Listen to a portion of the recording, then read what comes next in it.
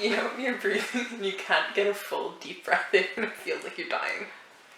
Yeah, those are my thoughts on the MCU. That's how I feel with the MCU. I can't take a deep breath any fucking more. So this is the therapy session in which I explained to Alex why the MCU doesn't work and also how I would fix it. Which is basically just a conversation I had with Aaron yesterday, but he's not here. So fuck you. Okay, so going all the way back to Winter Soldier. So, like, if you don't watch Marvel, I don't know, I have like a lot of other videos you could go watch. Have some cool art. I am the car. There's an icon somewhere. I don't know where it is. I recommend their poetry. It's good. Thank you. I appreciate it. Okay. So back to the Winter Soldier. So you know the way Steve, like, at the end of the Winter Soldier, having found out the Hydra had infiltrated S.H.I.E.L.D. a very long time ago, and there are many S.H.I.E.L.D. agents in Hydra, and they have access to all this, both this information and these weapons. There's going to be a certain amount of data in that system in which implicates the Hydra agents. Or like just releases information to the, like, kind of, the way I compared it to Aaron was WikiLeaks and Anonymous. Or like even like to some degree Chelsea Manning. Like there's shit that the public shouldn't know that the government is doing. But in this case the government is Hydra agents and basically Nazis. So when Steve, well, it's actually Natasha who uploads the whole S.H.I.E.L.D. data system into the internet. Becomes public knowledge. Everyone knows everything. Hydra is revealed. People start punching Nazis again. Okay. Aaron gave it, not Aaron. Alex gave a thumbs up, right? So what I was thinking, right, was, so this is 2014. Up to this point, Tony Stark he's created Jarvis. He's about to create Vision and Ultron. So that's 3 different AI systems. He has Friday backed up for when Jarvis becomes Vision. And then a little bit after that, he creates Karen for Spotty. Right? So within this time frame, he's created about 5 functioning AIs. And like, you don't even have to go to the level of AIs. But why wouldn't Tony, when all this information is dropped on the internet, becomes public knowledge, everyone can access it, why wouldn't Tony make some sort of AI or algorithm to go through all this information and find out what is relevant and what is immediately concerning, given the fact that these Hydra agents went unseen for so long, had access to all this information and these weapons, right? So in the process, because like Tony is vain, he's gonna have some sort of like I guess flag for his name, which like at first you'd probably go, oh, it's all Avengers stuff, whatever, or it's Hydra agents and Obadiah Stane and all of that shit. Anything that's happened kind of from maybe Howard Stark's death, well, Tony's birth, up to like Winter Soldier actually happening. So that's 40 or so years, 40 something years of information of him. Maybe not all of it's digitized, but that's still a lot of information, right? And Tony would have put a flag on his name probably because he's vain. So, given that all these Hydra files are now in public domain, how doesn't Tony find out that the Winter Soldier, which is now public domain knowledge, if he, in this theory, because it's not necessarily confirmed whether or not he is, but in this theory, all this stuff is put out there. Everyone knows that Bucky Barnes was a prisoner of war for 7 years. He's been tortured and become an assassin under duress by Hydra. How wouldn't Tony find out that the Winter Soldier had murdered his parents in 2014? Which, by this point, will have changed Steve and Tony's relationship. Right? So, in order for that to happen, he will have known, like, I have a feeling, like, the Avengers, Steve and Sam aren't just going to drop off the face of the earth to go look for Bucky. Like, Natasha knows they're going to go looking. So even if Steve and Sam don't say anything, Natasha can just say to Clint, and if Tony asks Clint will tell Tony. Like, it's not really, like, whatever. So, in the process of this, that makes Age of Ultron. Right. I just lost my train of thought. Fuck. Okay. So, you get to Age of Ultron. So, Tony knows that Steve's been looking for Bucky Barnes. And Tony's had time to process it. So, like, regardless of your feelings of Tony and his, like, the reason that he acts the way that he does in Civil War is that he's upset. He's just found out that this one guy that is, like, very beloved has murdered his parents. And, like, regardless of the fact that Bucky has been, like, whatever, Tony's upset. But in this new theory, Tony's had all this time coming up to Age of Ultron to process the fact that Bucky killed his parents. Which means that makes Civil War null and void in a way, right? And given, like, I feel like this is jumping ahead a little bit, but come Civil War, like, obviously a lot of people question why Tony works with General Ross, given that he's in theory close friends with Bruce, knows what Bruce went through, and then after this, like, waterfall of S.H.I.E.L.D. files goes online, and he has, as much as I said Tony's vain, he's going to put a code word in all the Avengers names. Because especially someone like Natasha, who has a history and is a double agent and all that shit, he wants to know shit, and he's nosy, and he proves himself to that in Avengers Assemble. He puts the thing under the desk, whatever, and it's like, people are like, well, I've had people say this to me, it's like, well, how does he not find out about Hydra and S.H.I.E.L.D. and whatever then? It's like, well, he's only had, one, they're in the middle of a disaster, 1, 2, he only has a certain amount of time. That's still a lot of data. It's like, even if Tony has the highest processing speeds, like, amazing tech, he's not going to be able to process all of that information. That's just not possible. Mm-hmm. Right? So, and especially if Hydra, files are online on the system, they're going to be a little bit more coded than Tony can just put a fucking thumbtack under a table with. Okay? So, where was I? Yeah. So people question why he'd work with General Ross in the first place. He's a prick. Yeah, he's a prick, yeah. But, I feel like I don't like Tony, but in some ways this theory paints him in a better light, I think. But, it doesn't make him a good person, it just makes his actions more understandable sometimes. So, I think part of the reason that Tony agrees with the Accords. But I think that by the time we get to Civil War, in my head, Tony and Steve may have been able to process what has happened. So they both know that Bucky Barnes was a prisoner of war, made an assassin under duress, and killed the Starks. So they're less likely to butt heads, because all this is out in the open. No one's keeping secrets anymore.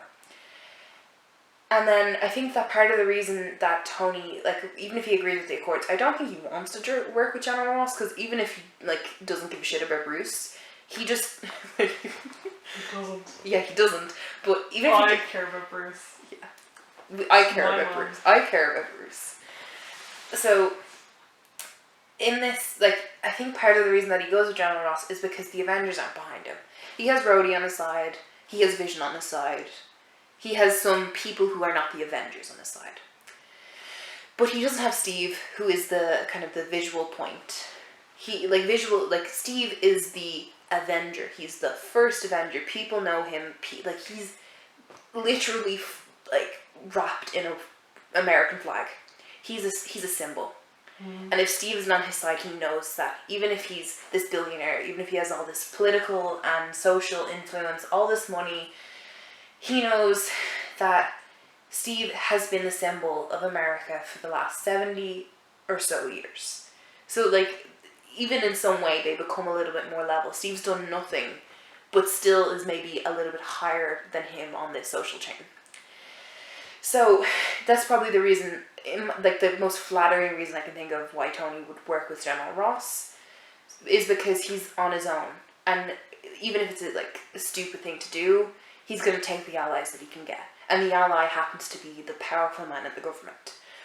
But I think that in this new theory, in this timeline, if Steve and Tony have aired their differences and are on civil terms, civil terms, fuck, I'm gonna lose my fucking mind. Been here for like 2 hours and it's not a decade.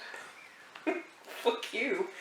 Okay, so does this make sense? Like, do you get what I'm saying? Mm-hmm. Okay. Yeah, that's fine.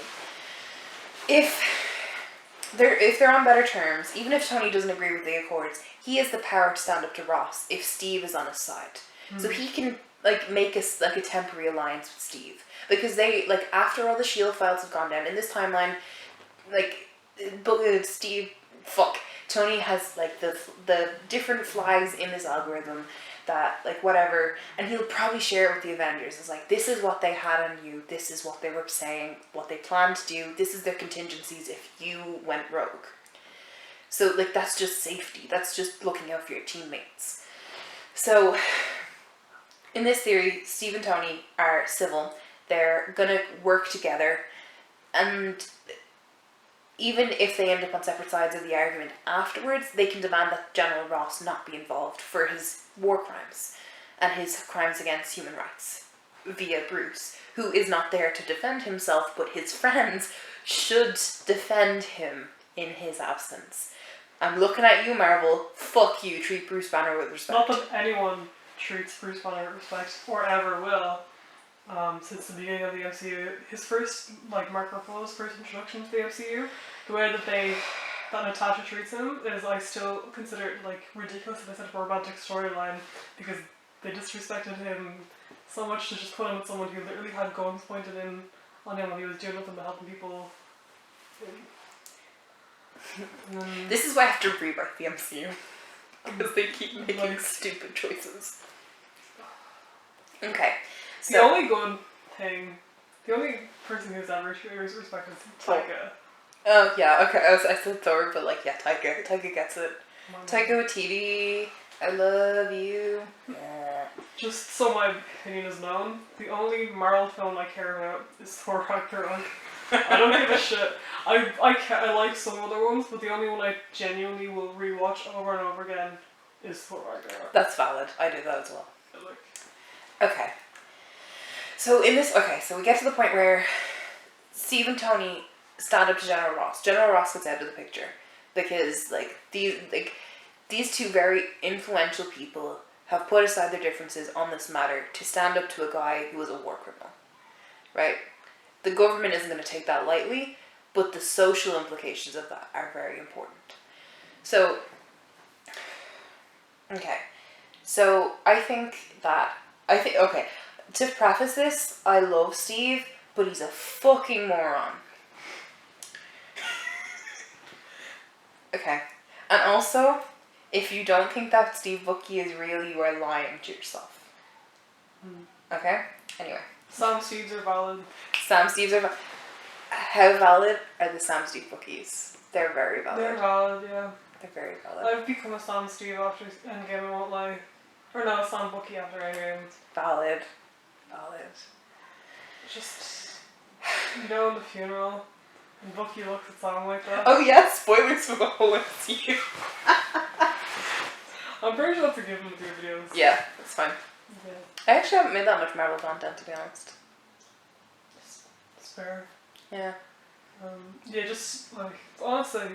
That Bucky, one shot of Bucky looking at Sam. But, like, I get it. Sam Wilson is I'm gay, but he's a hot man. I'm gay and I agree with you. Okay. Sam Wilson's available if he's free. Like, hit me up, please. I'm free on Tuesday. Okay. So I think that, so both Steve and Tony are very emotional people. We know that. The narrative has repeatedly shown us that. Steve is the definition of a neutral good. Even though people think he's a lawful good. He's a neutral good. He just likes rules.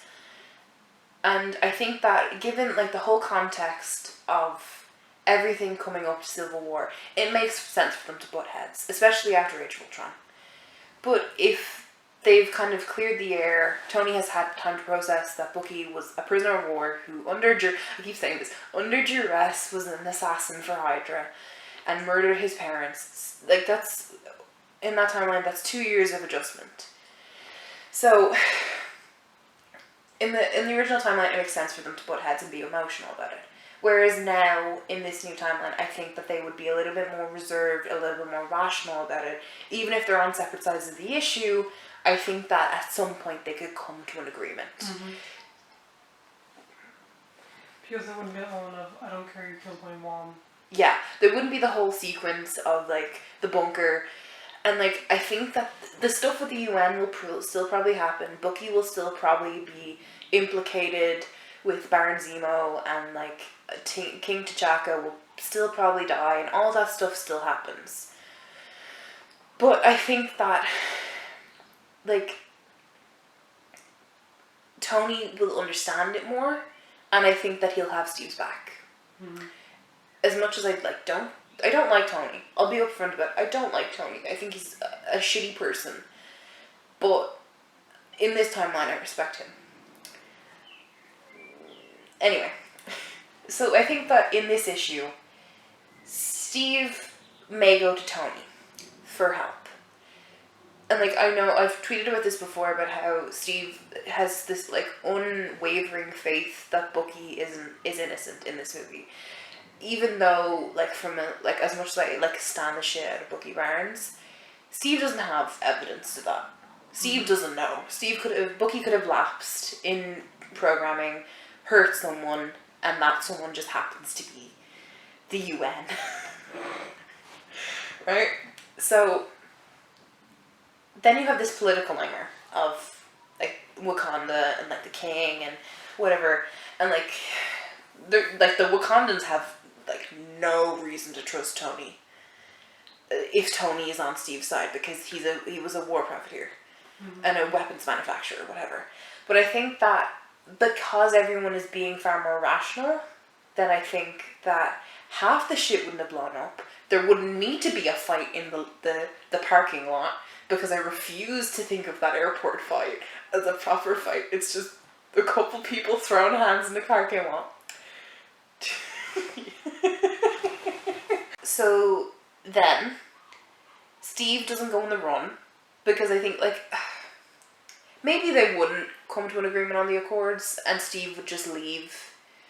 But in this, okay, say for argument's sake, an agreement comes to the Accords, and then Steve isn't a fugitive. He's not, like, running off. Then they're together at the start of Infinity War. They have more time to plan. They have more time to actually get shit together. Bruce rocks the fuck up and is like, it's Thanos. And they're like, okay, so who's Thanos? And then they don't have to fight fucking arse faces in a parking lot. Like, a train station. Why do they keep in fight stupid locations?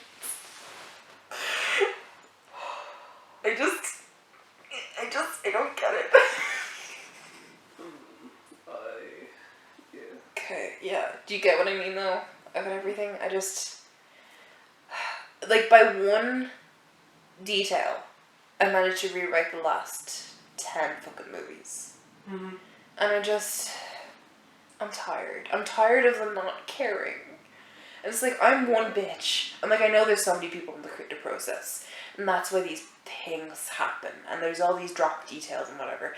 But, like, if one person, granted I'm probably autistic and I have a thing about detail, if one person can keep all of that in mind, as well as having several tangential theories of how things should work and how things could work and how to rewrite things and all these different fucking AUs, then why couldn't they just hire me? Marvel, this is me asking you, hire me and I'll fix your fucking movies.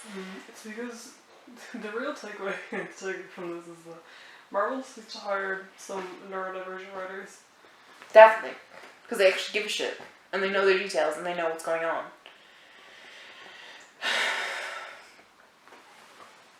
I just want them to care about their movies, Alex.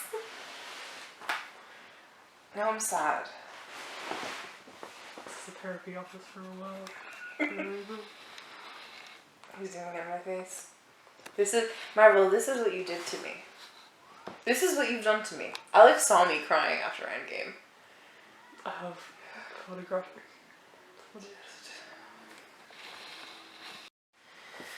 Okay, so the camera, I don't know what the fuck Alex did.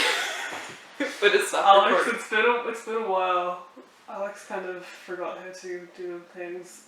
Alex doesn't know how to use my camera. That's just the blunt of it. But yeah, that was my rambly rewrite of the MCU. Marvel, this is what you did to me. I'm just Lying here. if I lay here, if I just lay here, do you think that Marvel would hire me as a writer? The answer is no, because they're assholes and I'm 19 and have no creative writing experience. Thanks for watching me in this troubling time. Go watch something better than this.